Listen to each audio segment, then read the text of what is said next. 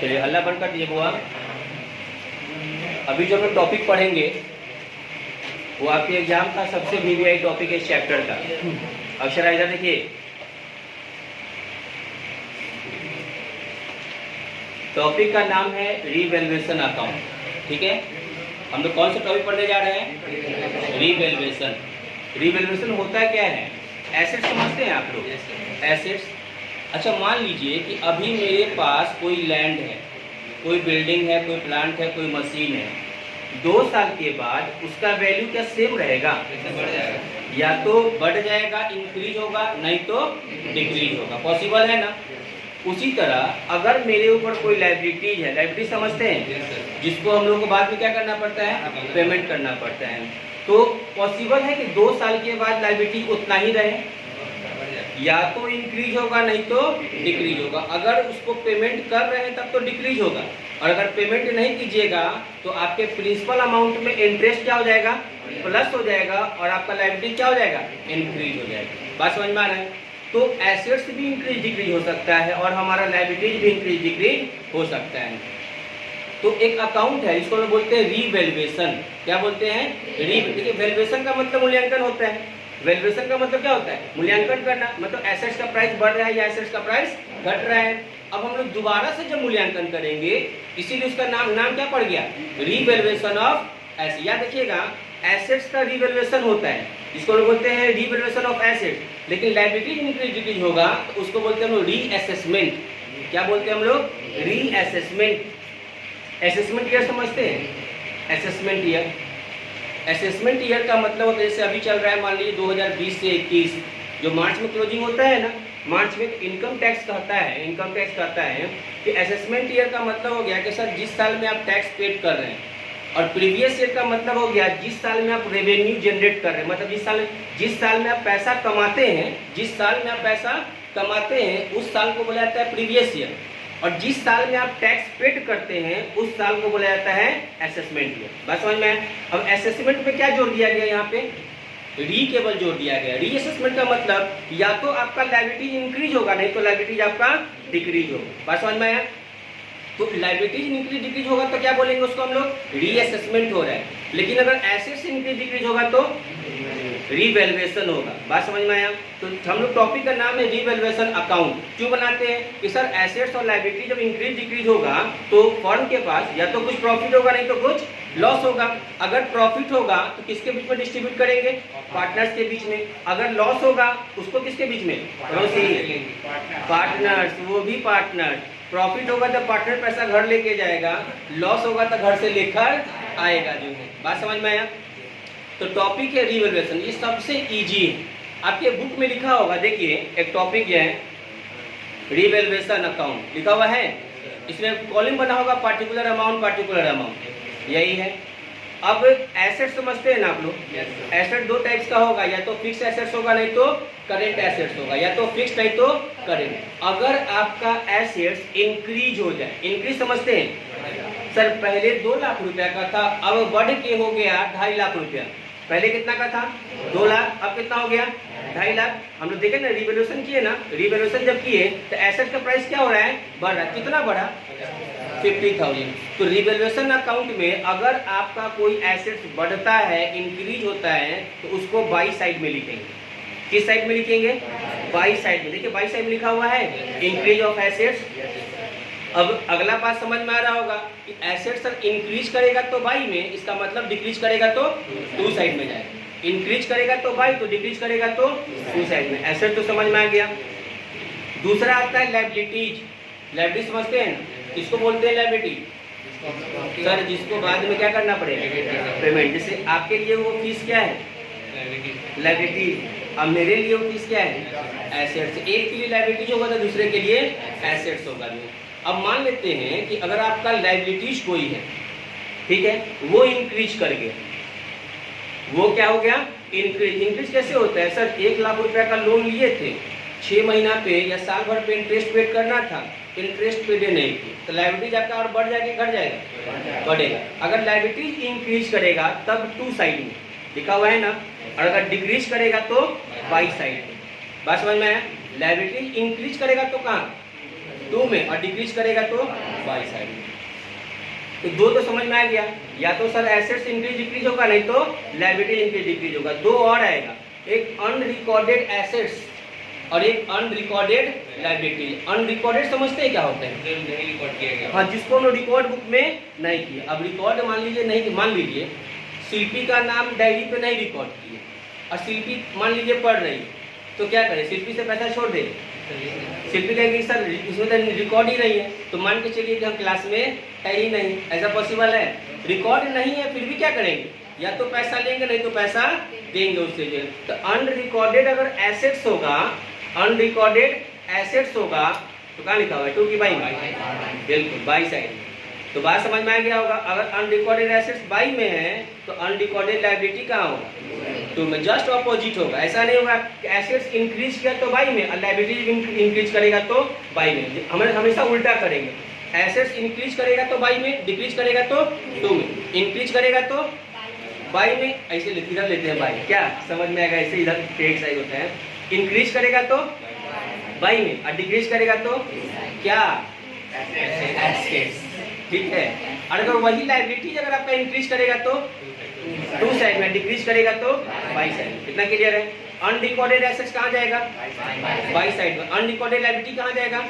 To side. Increase के समझते हैं ना कि सर 5000 का था बढ़ के 4000 हो गया, कितना इंक्रीज हुआ? बिल्कुल डिक्रीज हो गया। इतना ही बिल्कुल समझते हैं हम लोग को कि 5000 था, अगर घट 4000 तो कम हो गया ना। जैसे ही डिक्रीज करेगा एसेट्स आपका तो कहाँ डालिएगा? टू में कि बाई में? टू साइड में। कितना? 1000। अगर आपका कोई एसेट्स 1 लाख का था, घट के डिक्रीज होके 80,000 का हो गया, पहले बताइए कितना घटा? 20,000। तो इसको डेबिट में डालिएगा या क्रेडिट में? मतलब टू में कि बाई में? टू साइड में। क्लियर है? क्रेडिटर समझते हैं क्या? लेनदार होता है, हिंदी तो हमको भी आता है, लेनदार होता है जिसका लायबिलिटीज होता है हमारे पास, लायबिलिटीज होता है, हाँ, जिसको फ्यूचर में क्या करना पड़ेगा? पेमेंट। अब जैसे क्रेडिटर्स है आप लोगों का, अब मेरे ऊपर जो क्रेडिटर्स बैठा हुआ है, बात समझ में? कौन होगा मेरे ऊपर क्रेडिटर? लैंडलॉर्ड जो होगा, बात समझ में? उसके ऊपर भी कोई क्रेडिटर होगा, गवर्नमेंट टैक्स। सबसे बड़ा जो क्रेडिटर होता है ना वो होता है गवर्नमेंट, ठीक है। सबको पैसा घुमा फिरा के देना किसको है? उसी को, गवर्नमेंट को जो है। तो रिवैल्यूएशन अकाउंट समझ में आ गया? एक चीज और याद रखिएगा, आपको आपके ऑब्जेक्टिव में पूछता है कि रिवैल्यूएशन अकाउंट इज ए, दे देगा personal account, real account, nominal account. जल्दी बच्चा सब बुक में देखने लगा कौन अकाउंट है, कौन अकाउंट है? Real account. हाँ, कहाँ लिखा हुआ है? बताइए तो, दिखाइए पहले कहाँ लिखा हुआ है, पहले दिखाइए कहाँ लिखा हुआ है। रिवैल्यूएशन अकाउंट कौन सा अकाउंट है? Real account. बुक में देखिए, जल्दी से बुक में देखिए और बताइए कौन सा अकाउंट है। फॉर्मेट के ठीक पहले फर्स्ट लाइन में ही लिखा होगा, देखो फैल। रिवैल्यूएशन अकाउंट का दूसरा नाम है profit and loss adjustment account. ऐसे तुम लोग का घर का नाम रहता है कुछ और सर्टिफिकेट का कुछ नहीं मिला, एकदम होगा। कौन सा अकाउंट लिखा हुआ है? रिवैल्यूएशन अकाउंट का दूसरा नाम है profit and loss adjustment account. हम पूछे रिवैल्यूएशन अकाउंट कौन सा अकाउंट है, पर्सनल या नॉमिनल?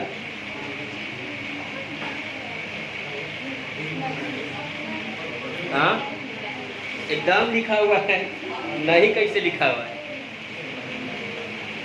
पुनर्मूल्यांकन खाता जहाँ पे लिखा हुआ है आपके हिंदी में, अभी भी मिला कि नहीं मिला?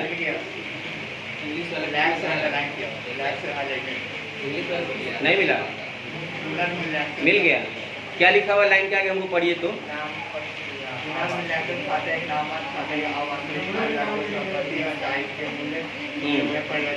नाम मत खाता किसको बोलते हैं? नॉमिनल अकाउंट को। बात समझ में आ रहा है? ऑब्जेक्टिव में पूछता है बाबू कि revaluation account is a personal, real, nominal, तीनों। कौन सा? नॉमिनल अकाउंट रखिएगा, याद रहेगा? फरवरी में याद रहेगा कि नहीं? क्योंकि एग्जाम तो फरवरी में होने जा रहा है। फॉर्मेट सबको याद हो गया? Yes sir. अगर आपका एसेट्स इंक्रीज करेगा तो रिवैल्यूएशन अकाउंट में किधर डालिएगा, बाई में कि टू में, बाई साइड। डिक्रीज करेगा तो लायबिलिटी इंक्रीज करेगा तो टू में, डिक्रीज करेगा तो बाई में। अनरिकॉर्डेड एसेट्स होगा तो लायबिलिटीज होगा तो टू साइड में। इतना क्लियर है। एक आएगा प्रोविजन फॉर डाउटफुल डेट्स।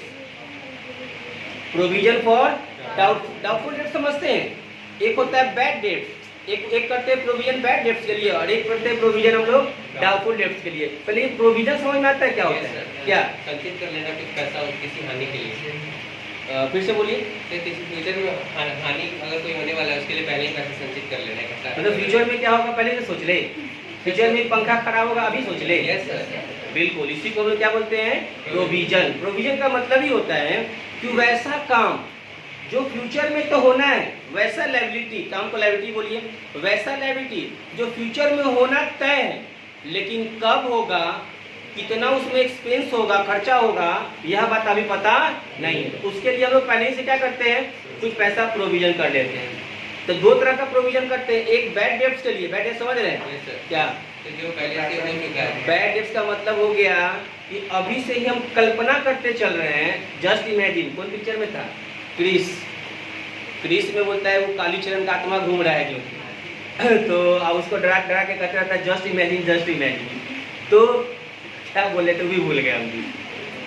हाँ, अब मान लीजिए कि फ्यूचर में इतना सारा बच्चा पढ़ रहा है, ठीक है, क्या सबसे पैसा रिकवर हो जाएगा? आप लोग तो डेटर्स हो गए मेरे, आप सभी डेटर्स और हम क्या है, डेटर्स हैं। तो इस सारे डेटर्स से क्या पैसा रिकवर हो जाएगा, इसके बारे में हम अभी से ही क्या कर रहे हैं, जस्ट इमेजिन कर रहे हैं कि ना 20 वो ऐसा बच्चा है जो पैसा नहीं देगा, हमको पता है कि पैसा नहीं देने वाला है, वो पैसा बैड डेट्स हो गया। उसमें से भी मान लिए उस 20 गो से क्या किए हम, 10 गो को अलग कर दिए कि पैसा कंफर्म नहीं देगा, और 10 गो पे अभी भी डाउट है कि पैसा दे भी सकता है, पैसा नहीं भी दे सकता है। बात समझ में आ रहा है?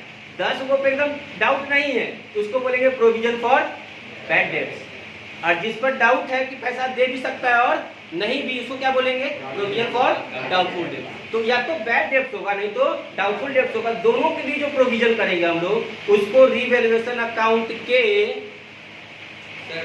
किस साइड में डालेंगे? बिल्कुल टू साइड में। देख रहे हैं हो रहा है, पैसा किधर जा रहा है।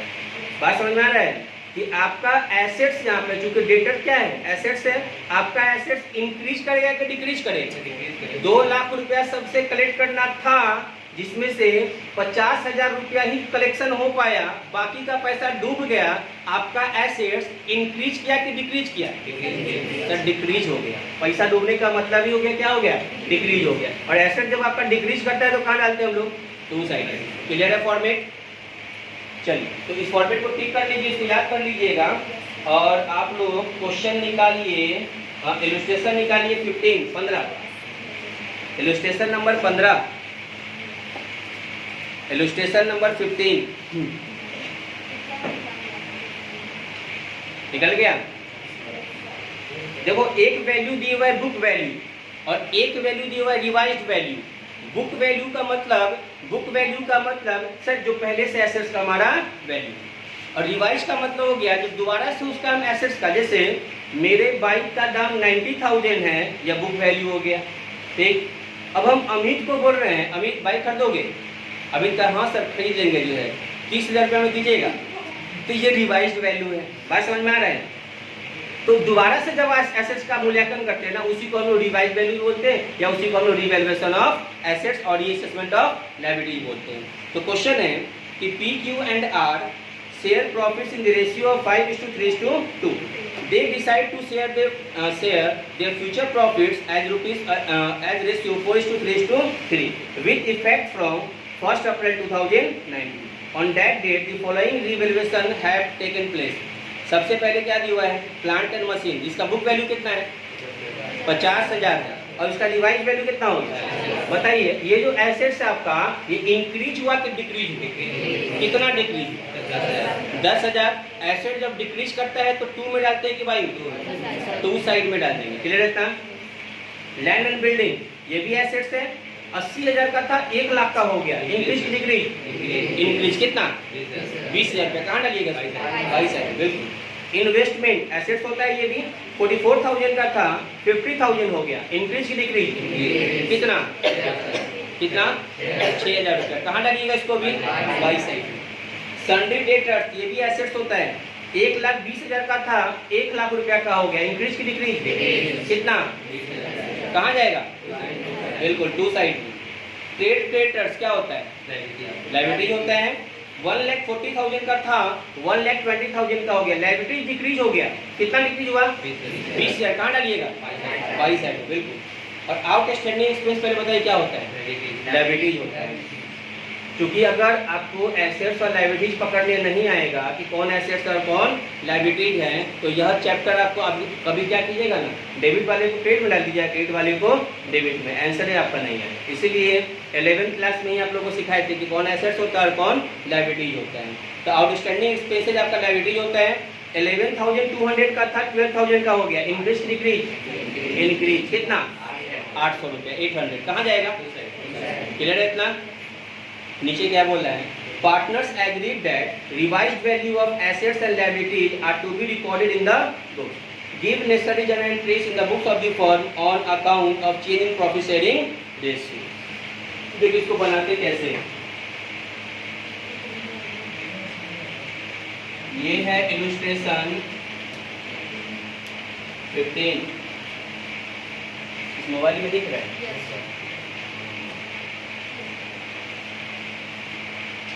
रीवैल्यूएशन अकाउंट, इस रीवैल्यूएशन का एक और नाम है profit and loss adjustment account.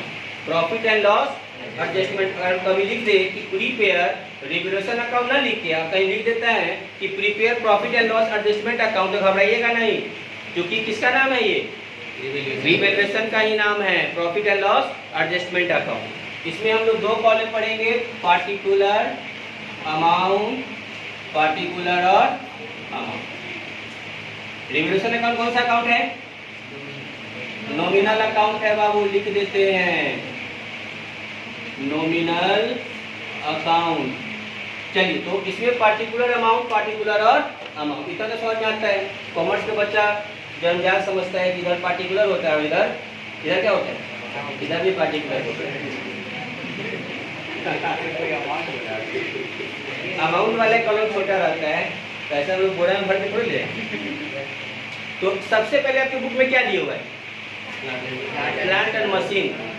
कितना था कितना हो गया, कितना इंक्रीज की डिक्रीज, डिक्रीज। तो यहाँ लिख देंगे टू प्लांट एंड मशीन। कितना डिक्रीज हुआ 10,000।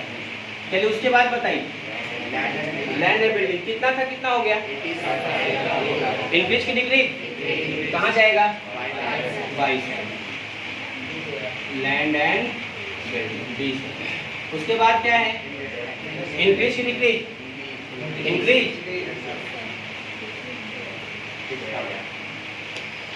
6,000। चलिए उसके बाद इंक्रीज की डिक्रीज हो रहा है, डिक्रीज कहाँ जाएगा,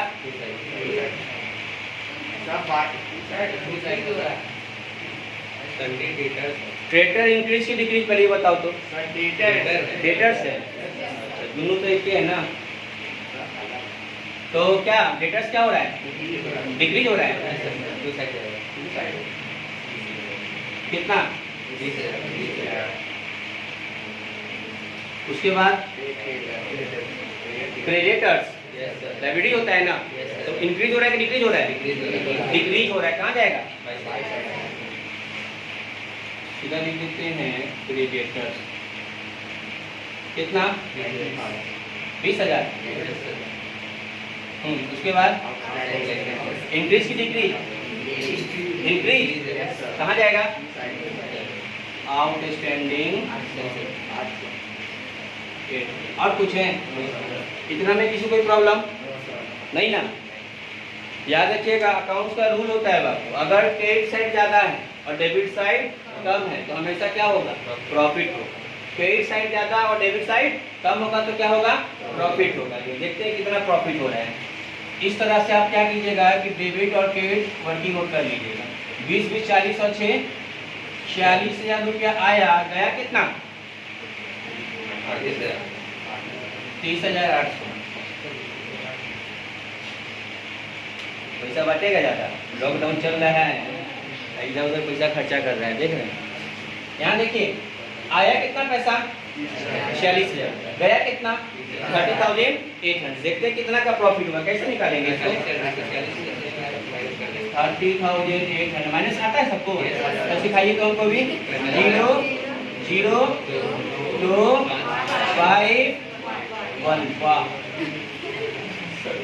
आप लोग तो गजब हैं, सब पहले से सीखे हुए थे ना। तो 15,200। एक बात बताइए, फर्म में पार्टनर कौन कौन है? पी क्यू और आर। तो प्रॉफिट होगा तो कौन बांटेगा? Ram Shyam Mohan, P Q R ही जो है ना। जो पार्टनर होगा प्रॉफिट भी उसी को, लॉस भी उसी को। जो तो यहाँ लिखेंगे to profit transfer to partners capital account, P Q और आर। कितना का प्रॉफिट हुआ? 15,200। इस प्रॉफिट को हमेशा हम लोग ओल्ड रेशियो पर डिस्ट्रीब्यूट करते हैं। तो टोटल हो गया 46,000। उतारने के चक्कर में मत रहिए, समझिए, ठीक है। छापना कौन सी है? जो है बोर्ड पर है, फोटो खींचिए। क्या वो भी नहीं होगा? अगर जो तो बोर्ड उठा के ले जाइए बच्चा जी में। यहाँ देखो, इधर ज्यादा इधर कम, क्या गया? प्रॉफिट आ गया। हमेशा क्वेश्चन में कंफ्यूजन क्या क्रिएट करेगा कि दो वो रेशियो दे देगा, एक ओल्ड रेशियो, दूसरा न्यू रेशियो। हम लोग को इस प्रॉफिट को, रिवैल्यूएशन के प्रॉफिट को किस रेशियो पे डिस्ट्रीब्यूट करना है? ओल्ड रेशियो पे। कौन से रेशियो पे? ओल्ड रेशियो पे। एग्जाम में गलत नहीं कीजिएगा। अगर दो रेशियो दे देगा तो समझ में कैसे आएगा कौन ओल्ड कौन न्यू? वही सर, पहले लाइन में जो होगा वो ओल्ड होगा और बाद वाली लाइन में, लेकिन फिर भी आप पढ़ लीजिएगा। हो सकता है कि क्वेश्चन में पहले ही न्यू रेशियो लिख दे, अब बाद में ओल्ड रेशियो लिखे, तो ओल्ड रेशियो पे डिस्ट्रीब्यूट करेंगे। रेशियो क्यों है क्या? ओल्ड रेशियो बताइएगा तो 5:3:2, 5 3 8 और 2 10। चलो पी को कितना मिलेगा देख लेते हैं। 15,200 इंटू 5/10। 0 से 0 खत्म, कितना देखते हैं? 0। 5 गुना 10 के 0 हासिले,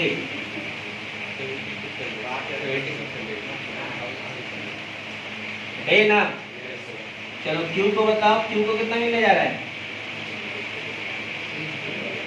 काटो, टेबल पर 0 6 15 3 एकम 7 है ना। आर का बताइए।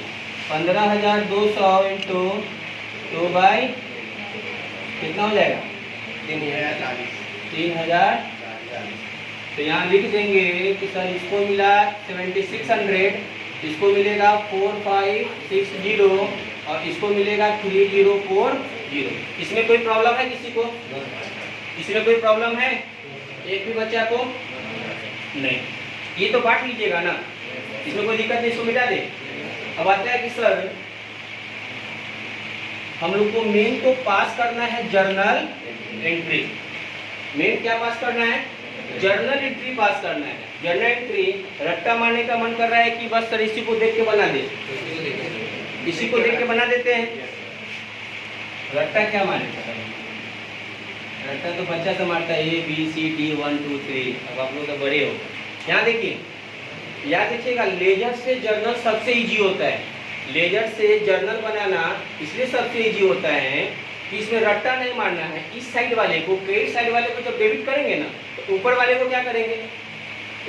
अगर इसको डेबिट करेंगे तो ऊपर वाले को क्रेडिट करेंगे। अकाउंट तो ही ना होता है, वो डेबिट होता नहीं तो डॉक्टर और कंपाउंडर, डियर डॉक्टर या कंपाउंडर, दोनों में साथ साथ रहता है। क्या डॉक्टर कहेगा कैसी लाओ तो कैसी ले देगा उसको जो। तो इसको डेबिट करेंगे तो ऊपर वाले को क्रेडिट करेंगे, और ऊपर वाले को अगर डेबिट करेंगे तो इधर वाले को क्रेडिट करेंगे। देखते हैं हम लोग। सबसे पहले जो पहला एंट्री होगा land and building account debit, क्योंकि एसेट साइड पर बना लेते हैं। इन्वेस्टमेंट अकाउंट डेबिट और टू रिवैल्यूएशन 20,000 6,000 टोटल हो जाएगा। रेटेड छूट गया नहीं ना छूटेगा, हम लोग ट्रेन अभी खोलेगा। हो गया, एसेट्स का एक साथ कर दिए हैं, लायबिलिटीज का, फिर creditors account debit to revaluation account, creditors account debit to revaluation account 20,000। इस साइड वाला समझ में आ गया। अब इधर आते हैं हम लोग, revaluation account debit to PM to debtors, दोनों एसेट्स का एक साथ, revaluation account debit to plant and machine account to debtors account. इसमें 10,000, इसमें 20,000, टोटल हो गया 30,000। कोई प्रॉब्लम नहीं ना। अब बचा क्या, outstanding expense, revaluation account debit to outstanding expense. Assets का अलग कर दीजिएगा, लायबिलिटीज का अलग कर दीजिएगा।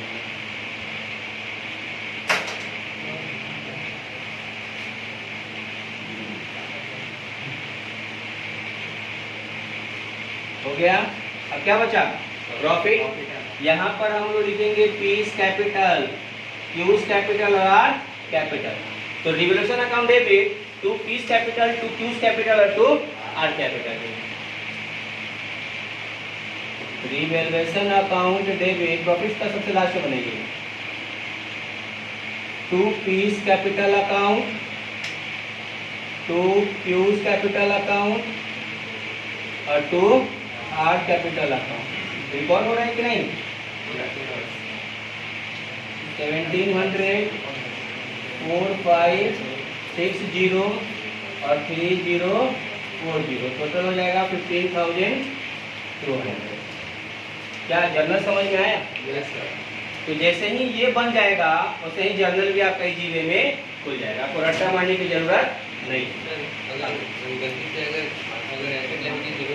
कोई दिक्कत नहीं। देखो एग्जाम में अगर आपको लगे टाइम कम है, एग्जाम लगे टाइम कम है, या आपको लगे कि जर्नल कैसे बनेगा भूल रहे हैं, कि सबको एक के साथ डेबिट कर देना।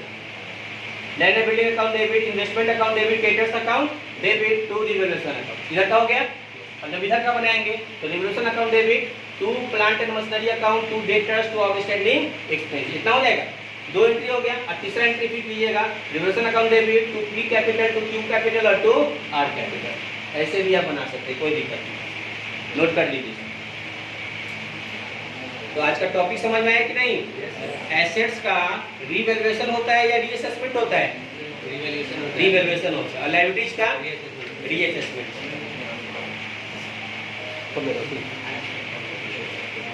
इसके बिल में क्या लिखेंगे? देखो न, सब में